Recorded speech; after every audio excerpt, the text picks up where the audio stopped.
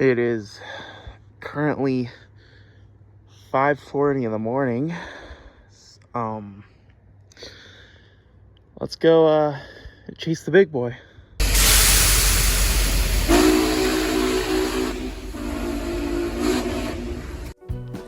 Hello everyone, Soft Ever Rail Fan here, and today I will be showing you guys the behind the scenes of my chase of the first day of the Union Pacific 4014 Coast to Coast Tour. I've done some behind the scenes on these chases before on my Instagram, but this time, along with the success of my previous vlog, I figured to show how I chased 4014 here as one.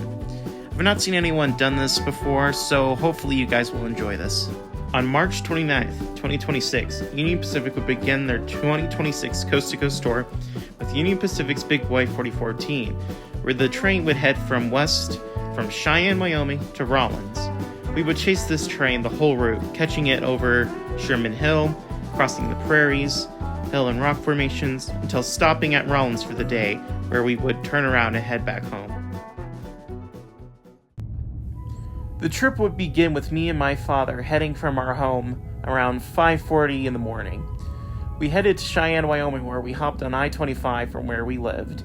And it took us about 2 hours to get to Cheyenne, where we got around 7 a.m. to set up. One thing I enjoy about these early mornings is seeing Denver at night. I love how quiet yet lively the city looks with all these lights. It's always a delight to see. One thing about these trips is that they are very long, especially this one, which I will dive into later. So it's important to bring something with you to entertain yourself. While heading north, we pass by many towns, including Johnstown, where the famous Buc-ee's gas station is.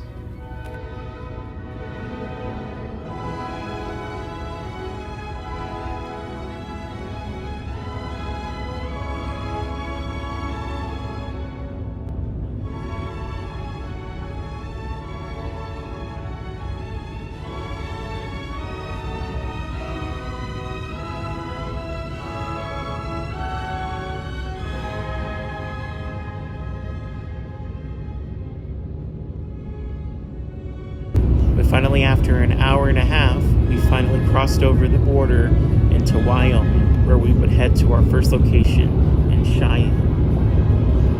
At our first location, I set up my camera gear to film the famous Colorado and Southern Bridge that crosses over the Union Pacific Transcontinental Railroad.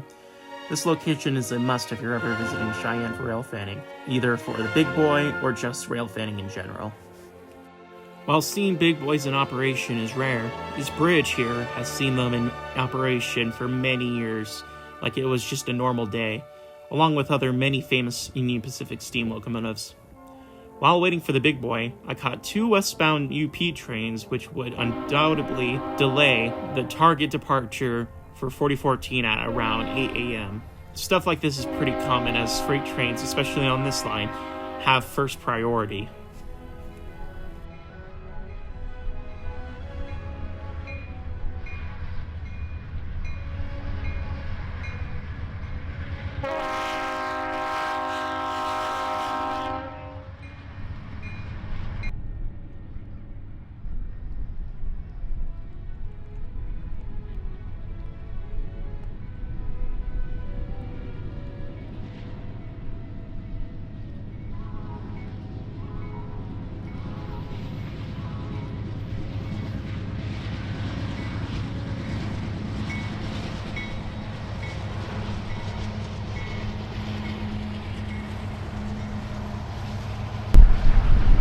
But alas, at 9 a.m., 4014 departed west.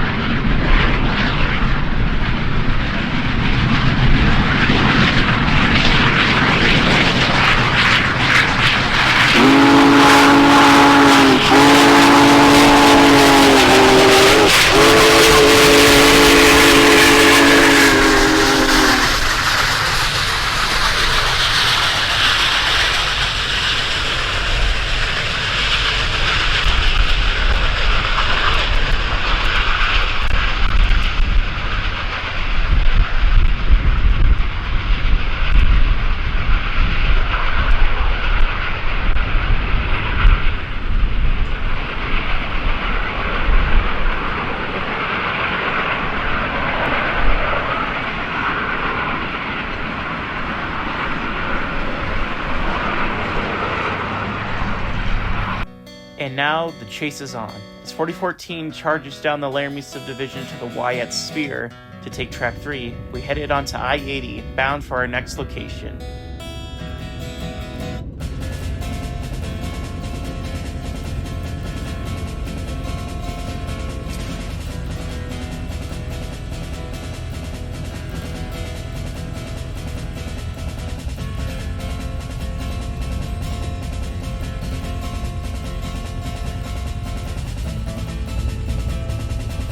As we round the hill, our next location is in sight. This place is known as Haramosa, or Thai Siding, which is the town near the tracks. This spot is a famous spot for rail fans, as you can see trains climb up and down from Sherman Hill and cross under the Haramosa Tunnel while going under some vintage Union Pacific signals that are still in operation. After waiting an hour, 4014 finally came through after stopping in Harriman to wait for 2 freights that already occupied the line.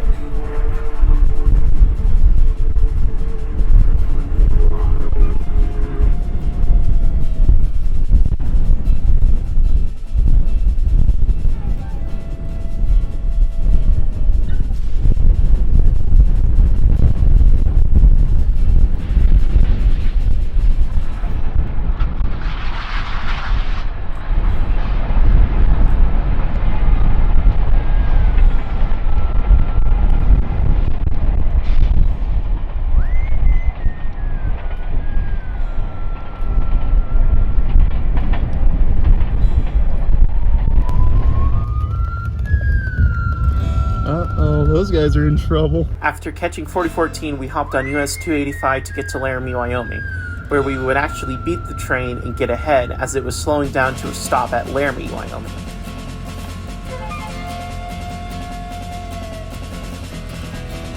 While 4014 was stopped at Laramie, we took advantage of it and headed to our next location on US 30.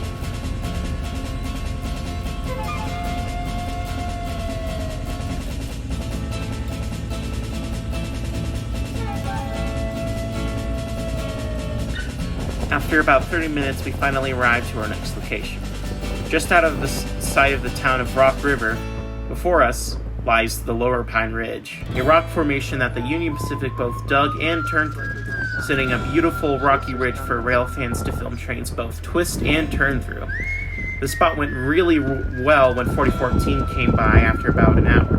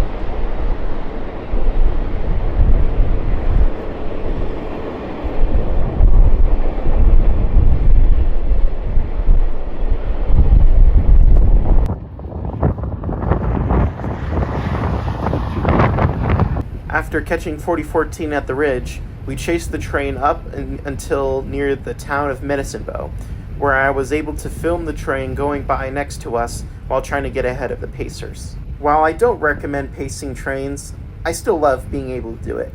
Of course, when there's no traffic behind us or if aren't able to get ahead, regardless, That's the only time I think pacing is valid.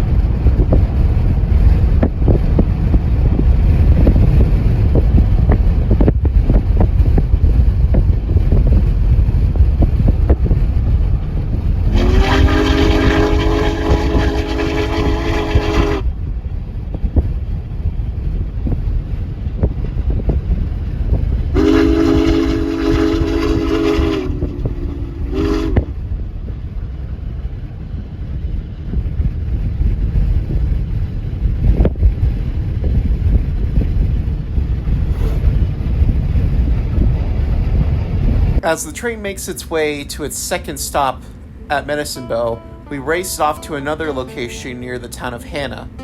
This location is off of an overpass on US 30, where the tracks curve around on a hill. This location was the best shot I got during this trip. I love how you can see the mountains in the background and see the trains curve as they come around the bend. This worked really well with 4014, which came around after another hour.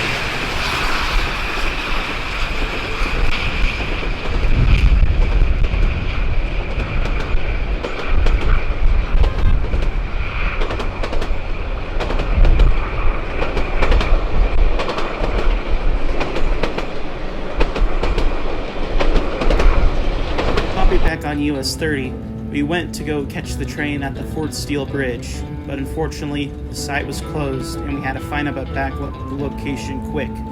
I eventually chose some place around the side of the road near Seclair to catch the train go by. Despite this, I still loved how this shot turned out, especially with the mountains in the background.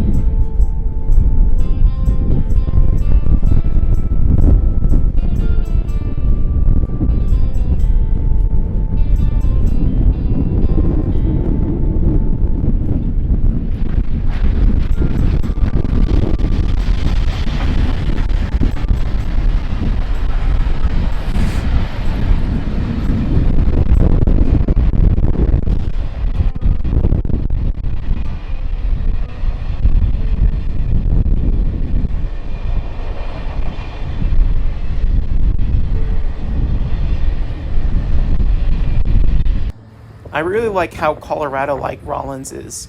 It's definitely a must-to-go rail fan at if you ever get the chance. The scenery is pretty good, especially with how empty people say Wyoming is. But anyways, we were lucky enough to catch 4014 enter the yard at Rollins for the train's final stop of the day, where the locomotive would get fueled up for tomorrow.